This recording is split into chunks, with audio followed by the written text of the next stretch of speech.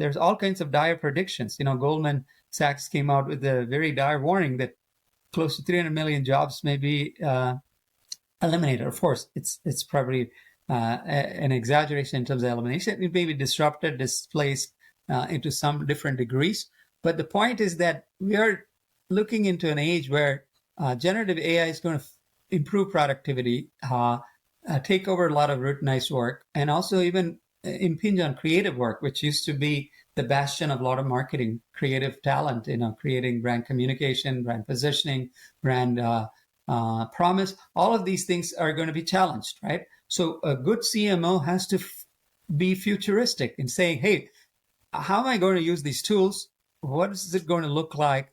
And how do I retool, reorganize, and be prepared for this future?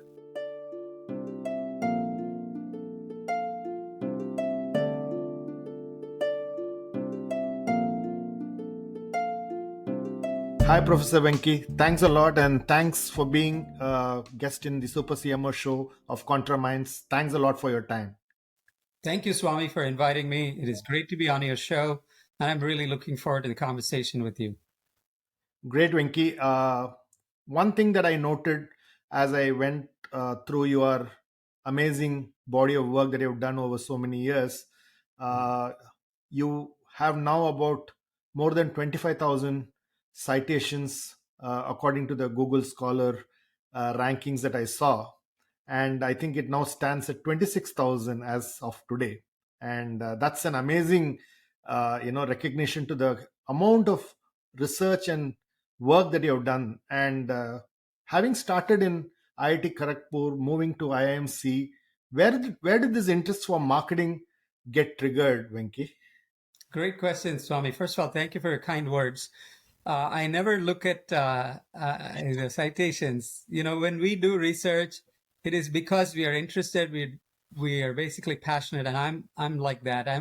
I still see myself as a young kid in the candy store of all research ideas and research problems, managerial issues the companies are facing. So that has helped me a long way along my journey. And back to my roots where we started. And when I went to IIT Kharagpur, I was very thrilled because I was amongst a whole bunch of very super smart people, many of them smarter than myself, from whom I had to learn from, and it was a great opportunity. And so I was focused on learning at that time. And then it invariably happens in your final year when everybody has to decide what to do next. I had two choices: one, to go overseas and pursue engineering or other disciplines, or stay in India and do that. And I did both, like many of them applied to school. So I had, in fact, scholarships to pursue structural engineering at Rice University. And also, I got admitted to IIM Calcutta. And so I was there in IIM Calcutta because it started before I could even get my visa and so on. So it's serendipity, it is accidental. Once I went to IIM and spent like a month, I really fell in love with management and wanted to do more about business. And so I never looked back after that. And during my first year, I was exposed to a number of not only classes and courses, but, we had corporate speakers who used to come and talk about. And I remember there were lots of visiting talks from advertising executives of all the people. And that used to fascinate me, how the concept of branding, brand positioning, it all started, the journey, the curiosity started then. And I also started taking classes in finance and systems. I wanted to be an all-round, well-rounded person. But somewhere in the second year, it dawned on me that maybe marketing is where my biggest strength would be. But strangely enough, I did spend a few years at HSBC, which is a banking corporation in financial services, but mostly in marketing, a part of it. So I do have the intersection of marketing and finance in my DNA, but more probably, customer oriented, marketing oriented. That mindset started coming very early. So that's how my path changed. So, when you look back, Venky, who were your mentors, who you remember, who passionately helped you pursue what you really loved, uh, you are doing right now, and who created that interest in you? A great question too. To be honest, I was when I started work and when I was working in the industry, although working for a multinational bank, working in Hong Kong, Bombay, and Delhi was exciting, gave me a lot of experience and exposures. But I was never satisfied about lots of questions. I always used to ask questions. Uh, why is this brand successful? Why do customers like this? Why is the business trend going this way? What's the impact of technology? And somehow in your day-to-day job, you cannot answer those questions. So I always had that. Plus, at that time, my older brother was a faculty in finance. So in some respect, I was very fortunate that there was somebody in my family who already had exposure to what the PhD is.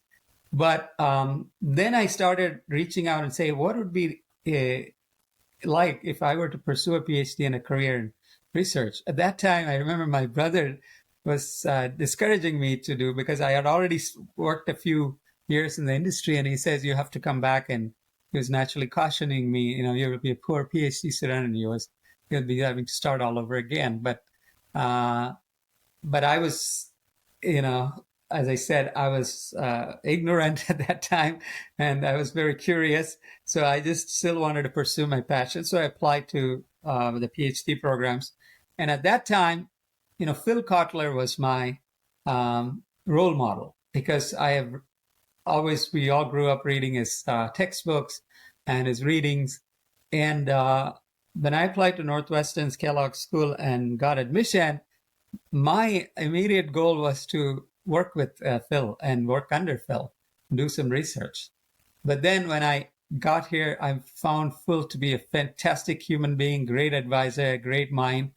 But he was not working with PhD students because he was past that stage in his life where he was more into more thought leadership and so on. So, but that didn't matter because I met a lot of exciting other smart people and with whom I could work and expand my interests. So, you know, the urge, or at that time, my role model was Phil Kotler, but then slowly I discovered there are so many smart people that I would like to work with and emulate. And I found a lot of people in the research area. Brilliant. Uh, One of the things that I noted very recently, that you've taken responsibility, is around this whole area of the Marketing Accountability Standards Board. And for me, that sounded really interesting because I think this is an area that's probably the most important for marketing, because a lot of money gets spent, but there are no standards, as even after probably 100 years of marketing being there, what are the general accepted practices for marketing accountability is something that I think sounded very interesting to me. So can you tell me, what is this whole thing around developing marketing accountability standards, and what's your role in actually building this as a platform, and how do you see marketers adopting this over the next couple of years? Well, thank you, Swami, for raising this important question. You're right that marketing's uh, criticism of marketing over the years has been that marketing is more to do with spending money, right? And not being fully accountable. And I think the MASB, or the Marketing Accountability Standards Board, uh, was modeled after the FASB, the Financial Accounting Standards Board, which is the equivalent for accountants and finance professionals. And there, the idea was more of a thought leadership and oversight body for accountability of decisions made in those finance and accounting areas. And, slowly it dawned on a lot of marketers that marketers have to come out and become more accountable and responsible for his decisions, mainly because if marketing's impact has to be felt and appreciated, especially the C-suite and the board level, marketing has to become more quantifiable, accountable, and so on. And so it started in the late 2000s. And I was very fortunate to get this opportunity recently to become the chair of the advisory council. And the role of MASB is to basically act as a body which encourages, promotes, and enables marketing function to be performed in a way that all the decisions are not only highly accountable, quantifiable, justifiable, and also to elevate the role of the CMO, of the Chief Marketing Officer, in a way that they should be involved in as many decisions and as many interfaces and interaction with the shareholder community as maybe a CFO, who is primarily the point person for many of the meetings, because marketing has a very important role to play in because it is the function that is accountable for customers, the brand assets, and all of them, and to view it in the same language as maybe the financial professionals and so on. And of the last 15 years or so, MASB has got a lot of traction and following. And my goal as a chair of the advisory council is to bring the best minds together, put them into more initiatives where this can spread more. And now we are in the age of addressability, targetability, measurability, and serious accountability. So with all our targeted advertising, targeted brand measurements, and so on, we're in a better position as a functional area or as a practice marketing to do that. And this is the time to do that. And we are starting a lot of initiatives as part of that. We are addressing many of these issues and doing maybe large-scale projects.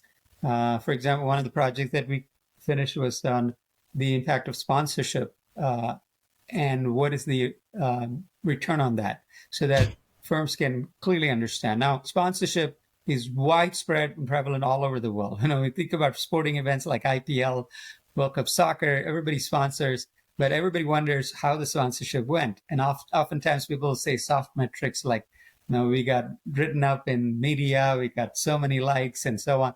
But we are trying to go beyond that to final accountability. So that was one. And we have again started another initiative where we are trying to look at the how marketers, especially CPG or consumer packaged goods or FMCG marketers, constantly use a lot of advertising, targeting using mass media like TV as well as the digital media. And one of the questions asked is, do you have the right, are you sure that you're targeting the right people? Are you sure that your measurements and metrics are correct? And so one of the things is we are starting right from the beginning and seeing the data quality, data integrity, and also the models that are being applicable. So that's one initiative we are starting. We'll also do more initiatives centered around now issues of using AI and machine learning to better assist marketers for more accountable decisions. And the privacy issues involved, the safety issues involved, all of them we are looking at. We're also looking at creativity, how to really quantify marketing creativity. And so that's also another project that we are taking up. So we're in a very exciting time. I have to say, Swami, that this is a great time for marketers to be in this emerging world where we have much more opportunities to make marketing more accountable. Great. So Venky, I want to start off with this whole thing around marketing accountability that that you've been now appointed as a chair in the advisory council. But many years back, you had done some work around, do marketing CEOs create more shareholder value? You had actually done a fantastic study, I know, from 2004 to 2016, I think, where you looked at Fortune 500 companies where marketers were CEOs, and you actually studied these companies. So much before marketing accountability standards board, I think you started this thinking. So what are your findings and learnings out of it for marketers to get the seat on the table, and what should they do? Well, great question. Thanks for asking that. And as you rightly said, when we started looking into this phenomena where most of the CEOs, right or wrong, people associate them with previous erstwhile CFOs or people coming from the finance background or operations background, and not much was known about CEOs who had marketing background and how impactful they were to the shareholders, right? Typically, people used to say marketing CEOs are people in CPG companies that used to have a lot of advertising budgets and so on. But, I was curious, this is with my former doctoral student, Human, and we started looking at it and started seeing that, first of all, how many CEOs come from marketing background versus others. Definitely by the time somebody becomes CEO, they have exposure to all the functional areas, but there's always a home area that people come from, right? And that's what we wanted to look at and say the percentage of these marketing CEOs and what happens when they become CEOs, what happens to the shareholder value compared to when, CEOs come from other background. And what we found was, at least in the Fortune 500 or the top 1,000 companies in terms of sales revenues, we found a very, very high correlation of people with marketing CEO background and shareholder value enhancement over a long period of 12 years or 13 years. And so the idea was to understand, first of all, to discover this and then disseminate that hey, there is marketing CEOs add value, and how we can enhance this, right? What can managers and companies create a culture to do that? And so that was the whole purpose in undertaking the study, to really better understand if they're similar to other CEOs or if are they different about them. And then when we started looking at what areas or industries they tend to do well and under what conditions and so on. So we have some additional insights on that. And so that was a good starting point for us to understand that marketers do play a part in creating value for the shareholders, right? So ultimately, at the end of the day, it's about value creation and value appropriation or extraction. And we found that marketers tended to do well on that dimension, and not many people knew about that, right? So that was the starting point. So if I were to, ask you a little bit, deeper into that research, because it's interesting, because many a times this is something that is not normally discussed, because you discuss campaigns, you discuss, creativity, you discuss all other things in marketing, but literally a CEO, generating shareholder value with a marketing background. So what do you think they were doing right in your assessment? And if a marketer becomes a CEO, what would your learnings out of that study be? And what do they do right? And what should they be doing if a marketer is appointed a CEO? That's a great question. In fact, we are actually continuing the research even as we speak, because I think, I have to be cautious about this. We're not saying that CEOs who come from marketing background alone tend to do well. What I'm trying to say is people with marketing experience. So in other words, the amount of years you put in as in the marketing function, better understanding and better doing the tasks that you're set out to do. So for example, what would be the effect of having a wider experience to marketing function, right? So one of the things we found is that people with wider exposure to marketing, CEOs tend to have higher focus on R&D. So they would be working on products that would add value to the customer, even if it takes a longer time frame to develop that. So they have that longer customer value-adding mindset, right? And then we also found that they are willing to spend on marketing to create that value. So looking at marketing as investments to be able to generate long-term value. So I think the exposure to marketing and experience to marketing actually results in a long-term thinking, a long-term view, and a customer-centric view, which are very important in today's world, an increasing competitive world. So, the lessons for firms is that not only you encourage more executives with marketing experience up the CEO path, but also give exposure to non-marketing people who have the potential to become a CEO, who are in the fast track and so on, with a lot of exposure to customers, which marketing, so that they can get that long-term perspective, the customer-centric perspective that many organizations seem to lack. One of the things, Swami, is that most of the marketing people in marketing function, at least in the early days, they would go a lot of times in the field to the customers and actually live in the customer's shoes to a certain extent, right? So if you're a CPG marketer, you would go and spend time in your retailers or distributors or even the end customer's shoes, trying to understand how it is that they shop. Similarly, if you're a B2B CEO, you would go and spend time better understanding, putting yourself in the shoes. And those things are very important because to add value to the customer in the long run, those are very critical.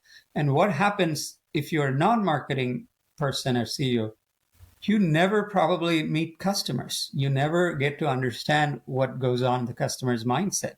And so this is why we feel that marketing has such an intrinsic role to play, a marketing experience, in creating that mindset for the CEO towards adding shareholder value. Of course, our research is still going on this, so we have some more months to do and finish this. Hopefully, these insights will be helpful for firms to create that culture in the organization, to create that fabric in the organization by which more and more people become long-term oriented and shareholder value generator, making marketing's role important and accountable. Brilliant. I think you've given a beautiful canvas of how the skills can be brought to fore for building shareholder value. And if a marketing person is up there, not just have marketing skills, but have, in addition to other skills, have the marketing skill, the value really gets multiplied, is really what I think you are saying. Venky, you are also somebody who's worked really, really deep in retail, right? The body of work that I saw in retail is something amazing. In fact, you were a retail influencer, I think in 2021 you were awarded. So the amount of work that you have done in retail is fairly deep. So one of the things that I read, and I've been following you on this, is this whole framework that you have on big data in retail, right? And the effect of big data, and therefore the impact of customer engagement, personalization, omni-channel is something that you have really written and spoken about. So can you really talk to us about, if I were a retailer, how can omni-channel, personalization, and analytics, in fact, you really talk about hindsight, insight, and foresight, right? So that's a very interesting concept that you speak about. So can you walk me through what's the framework all about? And if I were a retailer, how can I use these big data as a concept, AI, ML, and how can I take advantage of how I should be leveraging all this data? These are excellent bunch of questions. And this is my passion. I've been very fortunate to be not only working in retail, but also technology. And so the confluence of retail and technology is reshaping a lot of the retailing landscape. Retailing is 1/4 of the GDP of developed countries and developing countries now. Retailing is a big source of employment for a lot of people in the economy. So it's absolutely vital and fascinating to research retail.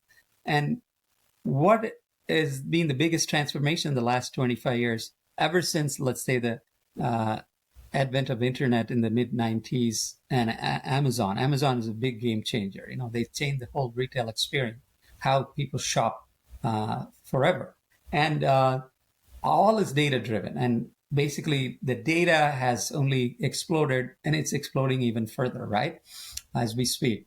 Previously, we used to have data on metric data. That's basically point of transaction, point of sale data, at best some proprietary data from retail firms by interacting with the customers through the loyalty programs. But what has happened in the last 10 years or so, or maybe 15 years, there's been an explosion in unstructured data, right? Unstructured data, we are talking about social media conversations, review data. We're talking about not only text data, but we're also talking about images. There's all these social media platforms, Instagram, TikTok, all of these things are producing not only static images, but video images, short form videos, long-term video. YouTube is one of the largest social media platforms with, reach of 2.5 billion people. All of these that exploded in unstructured data. They have audio data too, podcasts like this. So how do retailers now start to harness all these data, right? You've got tons of data floating around and they're just going on real time exploding, right? How do you leverage this, harness this data for you to make better decisions, to understand, who your customers are going to be for the future, how you're going to target these customers, how do you make value propositions for these customers that are meaningful and resonating for them? How do you make sure that you have a business model that actually monetizes the value that you create for the customers? And that's what we talk about accountability marketing, right?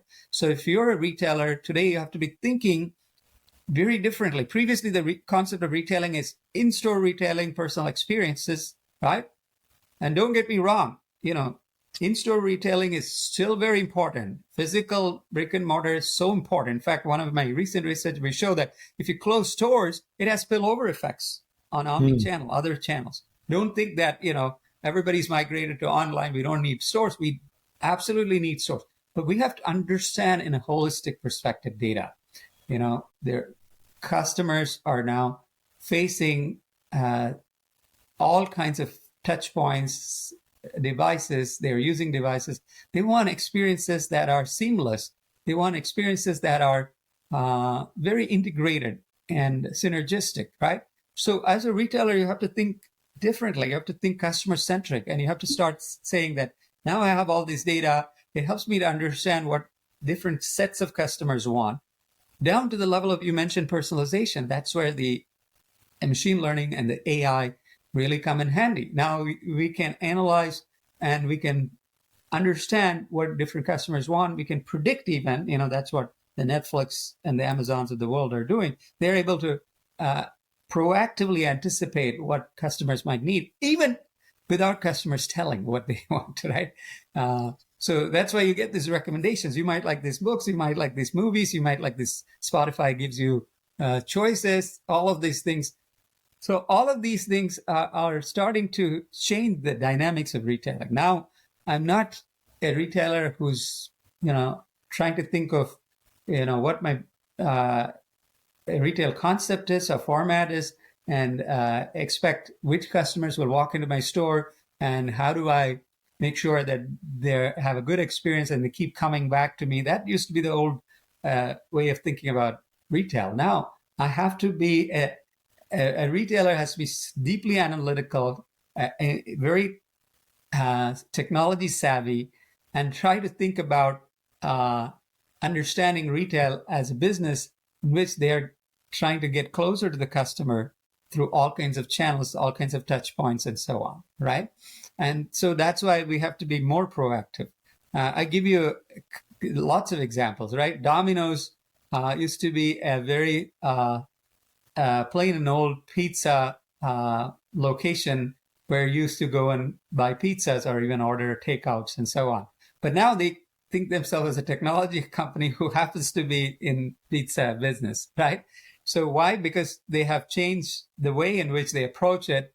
So people can order from anywhere, anytime, and keep track of the orders, and they fulfill the orders through, now drones, through self-driving vehicles. All kinds of possibilities exist for them. So they're deeply investing in technology. So this is what the framework that retailers have to think about is that, to manage this, harness this data. You mentioned this, I have hindsight, what has happened in the past. I have insights, what is happening right now, and how do I use the data to have foresights to anticipate, predict, and recommend things that's positive for the customer experience and also creates value for the firm. And so you can also use the car driving analogy where, you're driving a car, your hindsight is the rearview mirror view of what is happening and what happened and how should I. Insights is what's happening on the road and I'm following that. And foresight is where do I want to get to and what are the changes taking place. Now you have all the GPS and you have maps and all those things which tells you precisely what time you're likely to reach. What are the different routes possible now, right? If you go by this route, you'll save this much, or you can be more. You can save the environment if it might take you longer. So that's how retailers have to look at it. They have a bunch of data from hindsight past. They have data currently that's going on insights real time, and they have to generate using generative AI and similar tools what could be some scenarios for the future, and then they have to act on this future. So that calls for a very holistic thinking, not from a conventional point of view that I have retail stores, people come to the stores, but rather thinking about whether what big a retail footprint I have, how should this be facilitated by the different technology, the different channels, right? Now, how do I translate that retail physical presence into virtual ones with the metaverse that is emerging, right? All of these things add to the experience of the customer. You have to value those experience and you have to monetize that value. So again, I'm coming back to accountability in a roundabout way, but that's exactly the world that is emerging right now.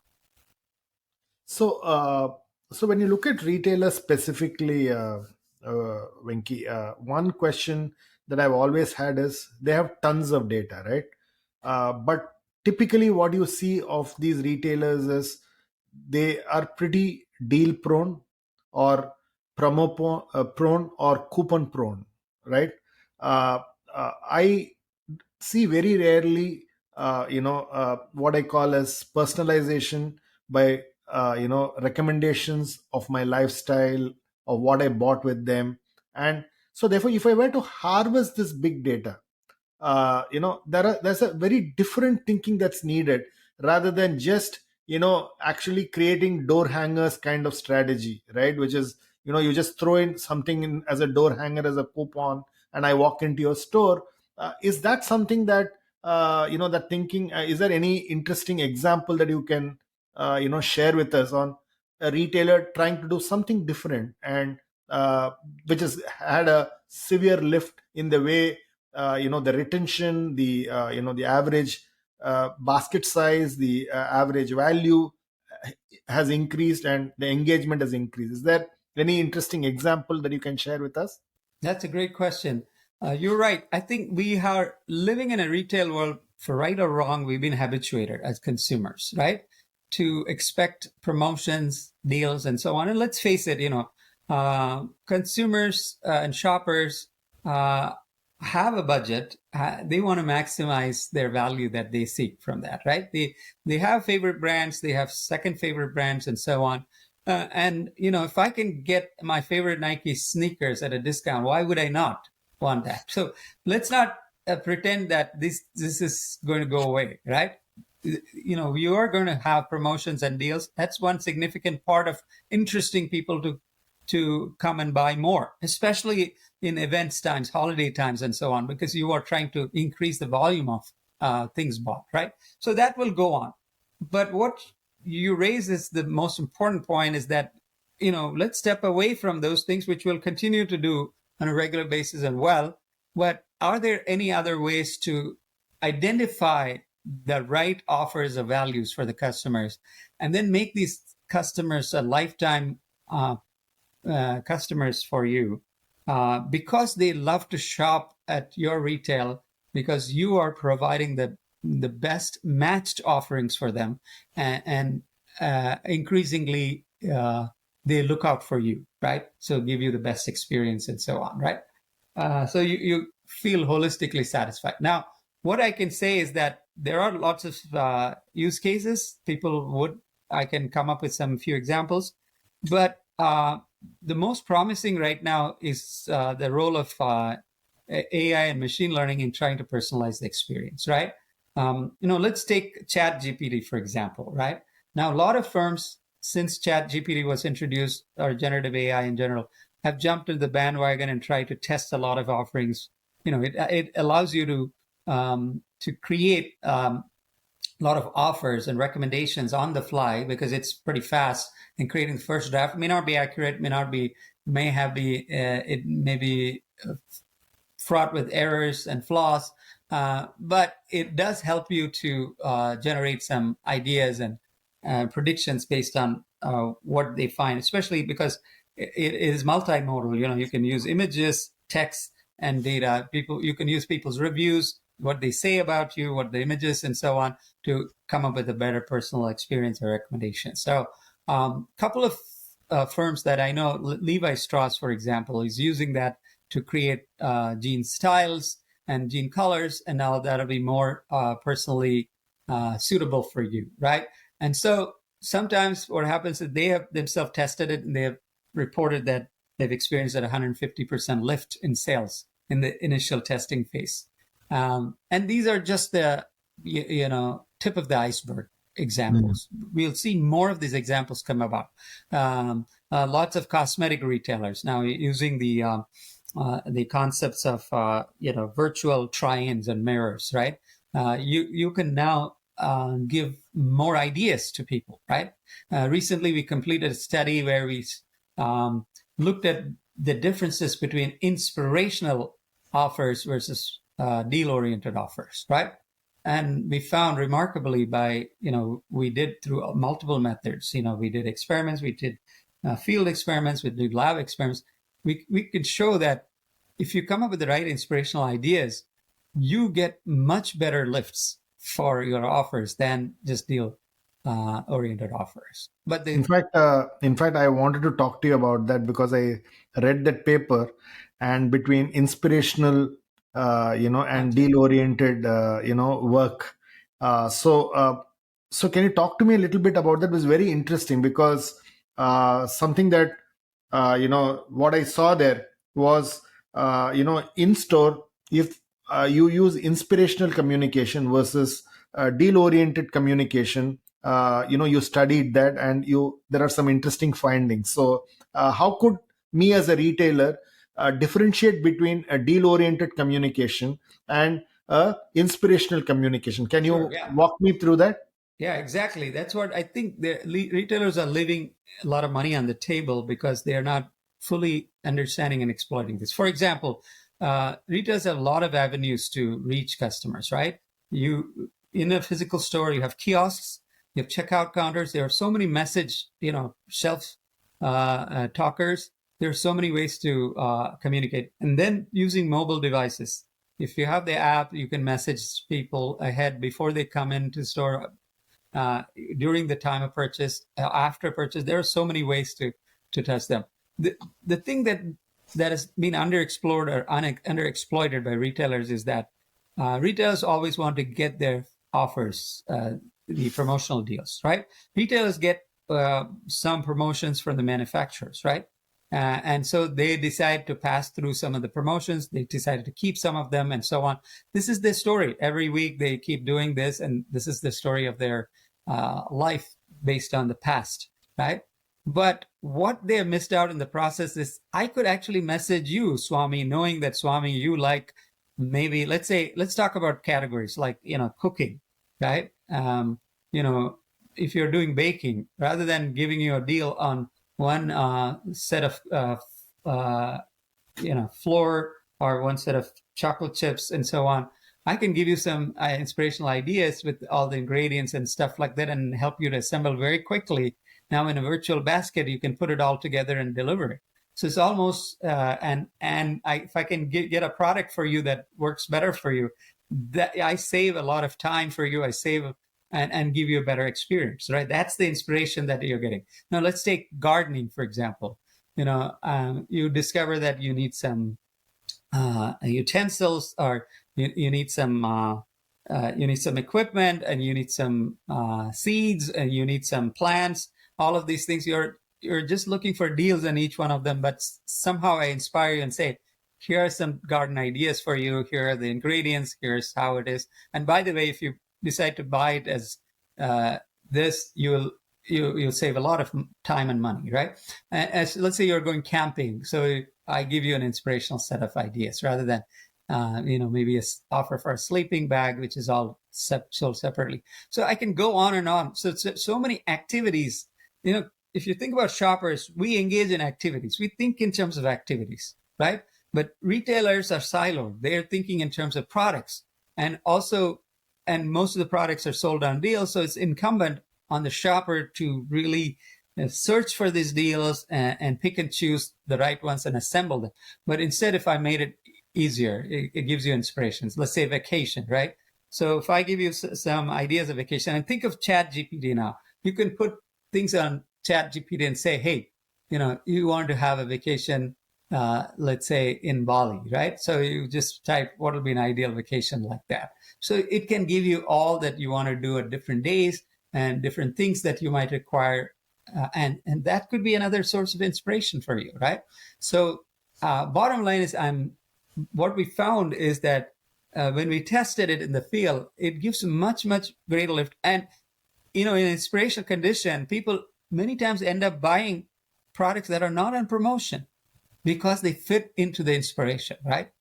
And so that's the thing, that now it's more possible with the data, with the technology, and with the way that consumers or the new generations are shopping, you can do more of it now.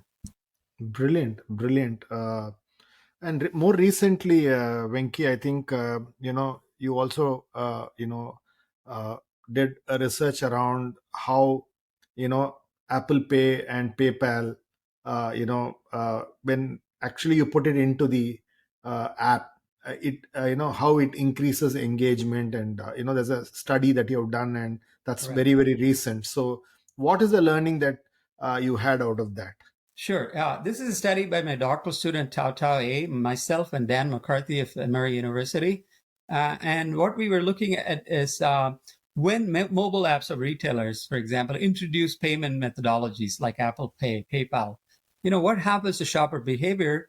First of all, the initial thinking is, when you introduce that, it substitutes, people are paying by credit card, now they'll pay by Apple Pay or PayPal, right? We wanted to look at that question more carefully, deeply. Is that the case? Or is there any other spillover effects, unintended effects, both positive or negative, right? And what we find is fascinating, right? Rather than just being substitutional from credit card to these new payment methods, we found an increased engagement in the app, which in turn leads to more purchases. Particularly we found a lot of impulse purchases. Unintended consequences, as a result, we have more returns, right? So there's return. But what we found is net, the increase is substantial, anywhere between 30 to 40% in the short term. Of course, in the long term, it won't be that high. But even if you stimulate people to purchase so much, now they bring in newer items into the basket that they've not bought before. And once they start doing that, it's easier for them to repeat those items. And now you have a higher customer lifetime value than they have before. And how does this happen? We went deeply to understand that. One major reason is it reduces friction for the shoppers, right? With credit card, many times when you shop, you have to enter your credit card information in different apps, right? If you're having 10 retailers you shop from, you have to put it in. The advantage of this is that Apple Pay or PayPal is that You have to do it only once. So that's reduces friction, right? Second thing is, people are concerned about security. Every time you give credit card information and multiple times, multiple apps, you're increasing your risk exposure, right? Fraud exposure. So with this, you are actually, because these are very reputable payment vendors, you reduce your risk with that. So that also enables to a certain extent. But what we find is that it allows people to engage with the mobile app, right? Rather than spending time. People want to spend very less time. And if I have to spend 1 minute on, the payment process, the card placement of card, making the payment details, and checkout, this time can be used in, searching for something or being entertained by a new offer and so on. So again, we find positive spillover benefits of that. And that was a more fascinating findings for us. Brilliant. The other work which you have done, which I want you to spend a couple of minutes, is you've done a lot of work around customer satisfaction and loyalty in an online and an offline environment.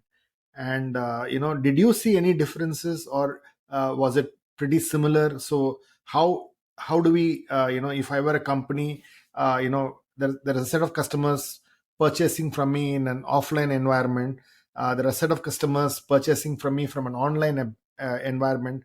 Do I need to treat these customers differently and do different kinds of marketing programs and retention programs? What is something that you saw, and what would you advise them?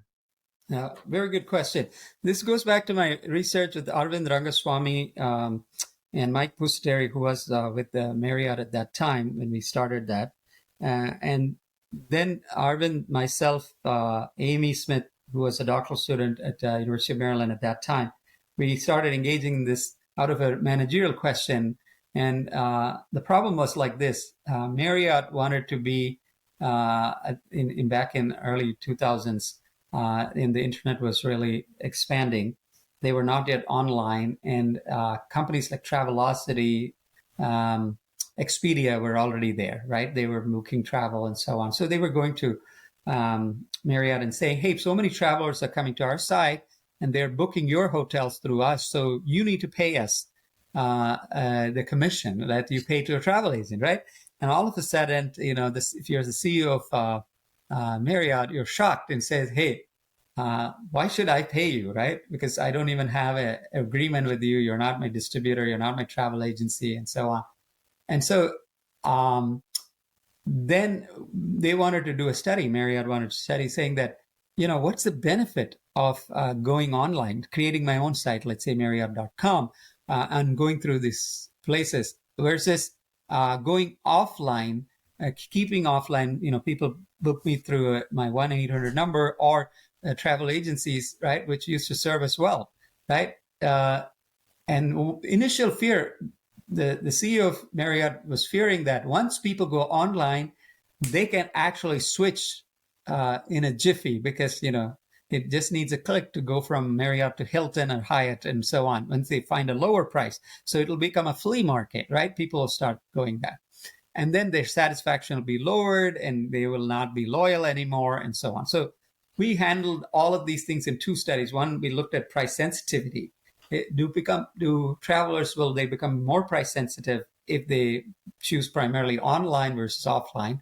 And another study was looking at what happens to their level of satisfaction after they stay in a hotel, and are they satisfied, and will they continue to come back to you, right? So these are very difficult questions at that time because you have to make investments in websites, and sometimes this would be not reversible once you make that go down the path. So when we did the study, we had a very we were also apprehensive we might get some findings that are not very pleasant for the companies, right?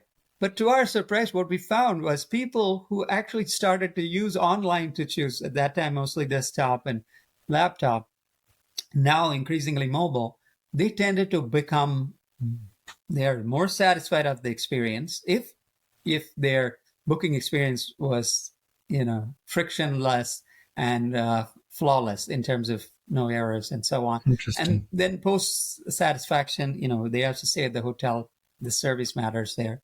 And then they are more loyal, consequently. And we were scratching our heads and said, how is it possible, right? Here's a CEO who believes that, it could be devastating for the price sensitivity, loyalty. And we also found that they're less price sensitive. Then we tried to understand why is it happening, right? When we started peeling the layers from the onion, we started understanding why this happens, right? What is happening, and it's even true even today, is that when people use online to make choices, to search and so on, they are reducing the time spent, if it's done efficiently, to make the choice, right? And if the experience is frictionless and flawless, they tend to like it. And then it becomes a sticky experience, right? Now I can repeat this. I can, do a reorder and so on. And at the same time, online allowed hotels and to really showcase the property, right?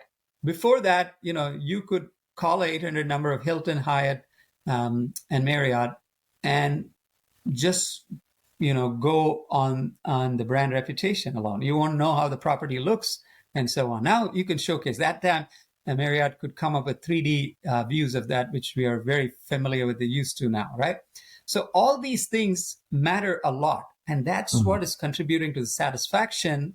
I can do a virtual tour of the property. I can know which locations are close by. So I go to a hotel for official visit. I can know how close is my client to that hotel, right? I can see virtually, I can map it, I can see I can plan my routine, right? And on top of that, if I enter a hotel, then I have the same experience translated, then it enhances my satisfaction and loyalty. And this today, even till today, is true. What we find is continuously people who are using online, whether, in multiple formats, mobile, desktop, laptop, and other things, they continue to be more satisfied and loyal than people purely picking based on offline. And back to your question about segments, right? We also find some segments want to be primarily online, primarily offline, some of them balanced. And so we have to engage with them differently. If you're a service provider or a retailer, we have to understand their needs better and try to satisfy them and delight them in these different channels. And that's really the lesson for marketers. Great. A couple of last questions, Venky. Now that you are a chair at the Marketing Accountability Standards Board, one question that keeps coming back to me when I look at the white papers there, when I look at all the research work that gets done, today companies look at marketing as an expense, as you rightly said. Okay, but when you look at gap and the way, if I buy a laptop or if I buy a capex, I'm able to depreciate it over X number of years. Or if I do up my office, there's a certain kind of accounting method that I use to show my P&L, right?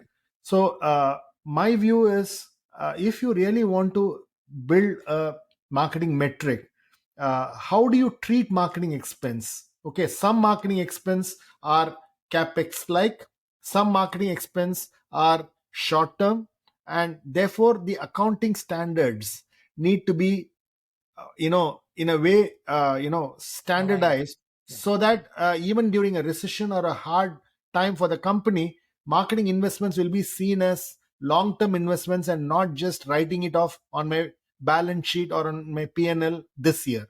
So are there things like this that need to be done if you really want to make marketing more and more accountable? Great question. In fact, this has been the biggest challenge for the community, because the accounting standards are very deep and very long established, very hard to change. In fact, marketing assets like brand assets, channel assets, customer assets have not been recognized as marketable assets. And even in the traditional accounting sense, for example, the value of a brand will be shown as goodwill, right? Especially in mergers and acquisitions when it comes to valuation. But increasingly, more and more companies are using marketing experts for this evaluation. I personally have been involved in quite a few of these analysis. But when it comes to changing the accounting practices, principles, it will take a while. We are getting there. MASB is actually working with FASB and ISO, which is the International Standards Organization. In fact, MASB is now being appointed by ISO as the standards body for all marketing-related activities in many small contexts, right? But the big context is how to change the whole accounting function is a big question that it's not easily answered, because we still have to make sure that the intangible assets, so to speak, which is still not accounted in balance sheets, of which marketing assets are a large part of it, right? Do have a role to play, right? Now, more and more companies, they know that, this CapEx, OpEx treatment in the balance sheet, in the P&L account goes on. But they're also doing separately their own valuation, because ultimately the shareholder value is tied to the intangible assets more so than the tangible assets, right? So they do the evaluation. It's just that, it is not an easy task without getting everybody involved and the whole business community to have a rethink. So it'll take a while, but we are already getting there in terms of decision makers using a lot of these marketing MASB principles to evaluate the value of brands, value of customers, and so on. And they are using it in their decisions. Many of the companies are, whether they're acquiring new brands, new customers, and evaluating now, especially in this age where we have bank collapses.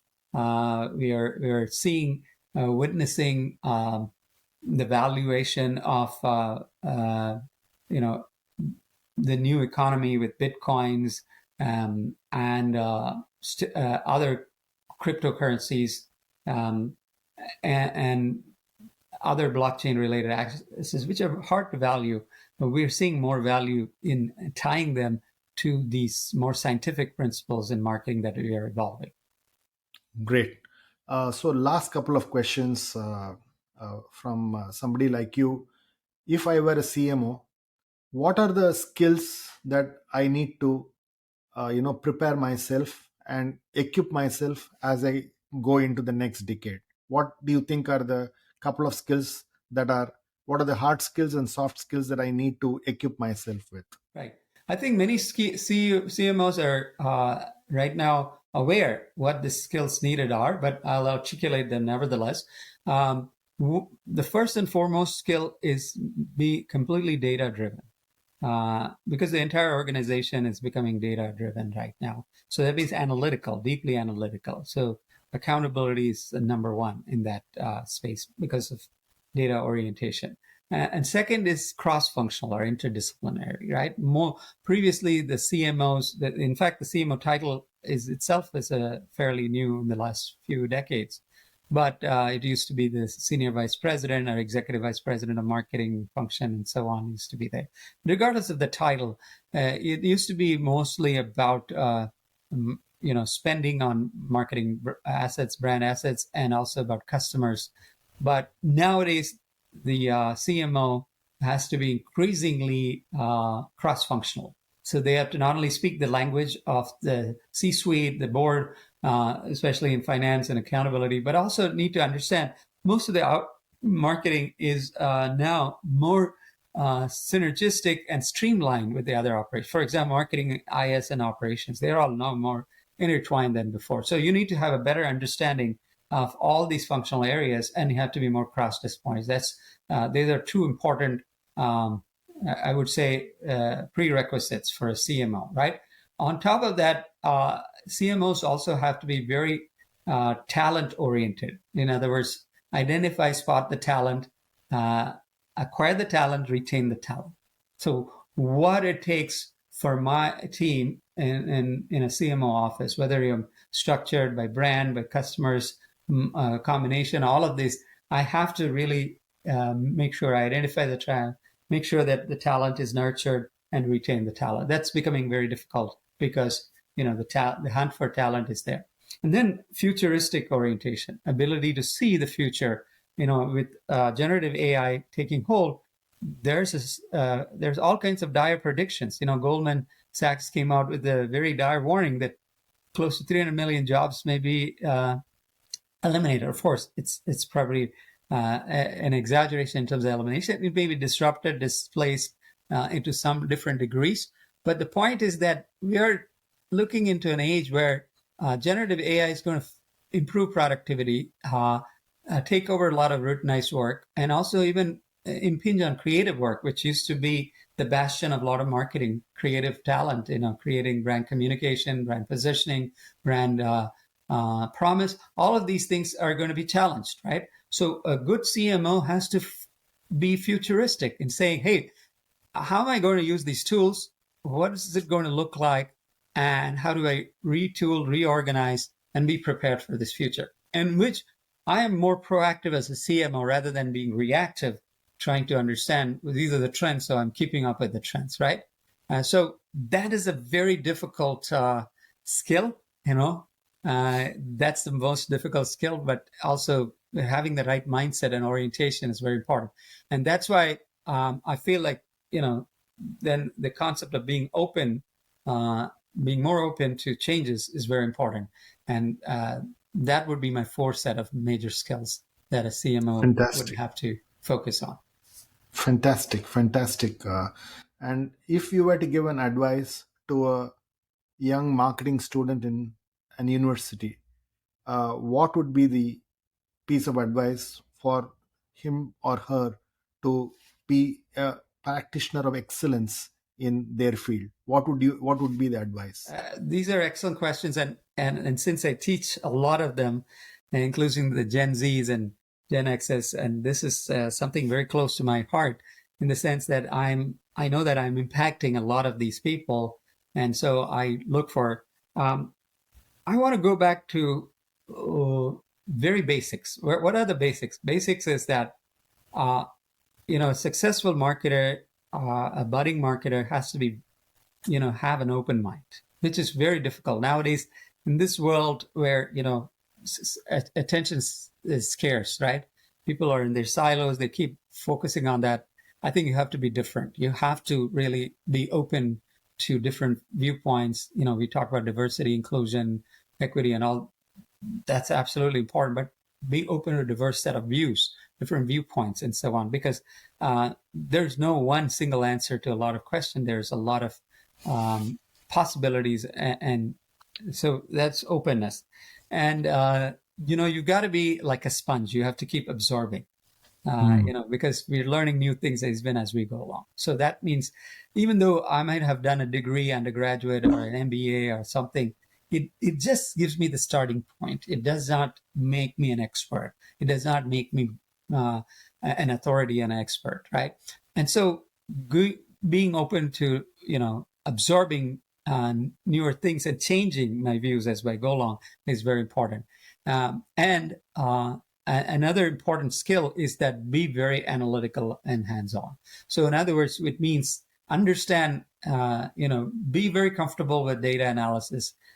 Be seeking out rather than saying I can tolerate it, right? A lot of people say I'm a creative person, I don't want to deal with data. I mean, that orientation will not work anymore, right? You have to be open to this. Even if you're a creative person, now you have generative AI that's also giving creative outputs, whether it's poetry, whether it is images, whether it is copywriting. All of these things are being enabled, disrupted, assisted, whatever way. So I have to really embrace that very carefully. And data is going to be the engine, the oil that feeds the future engine. And so I need to be really soaking myself in data to be comfortable with that. And also, I should not be intimidated by technology people or programming and so on. I don't have to be a great programmer or anything. Now, coding is being redefined by generative AI, right? So, in fact, the hottest language in the world right now is English, because you need to know how to ask the right questions, right? So, I think asking the right questions become a very important skill now, right? So, a good marketer, a student has to be thinking about what are the right questions to ask, not only to my chat GPT, but to really make decisions, right? It is very important. And you might have heard of prompt engineering. That's a new field, Yeah. which is growing very fast. How to ask the right questions, how to, think in a way that is more proactive rather than reactive. And so these are kind of bunch of soft skills plus hard skills, but these are going to be very different from a couple of generations ago.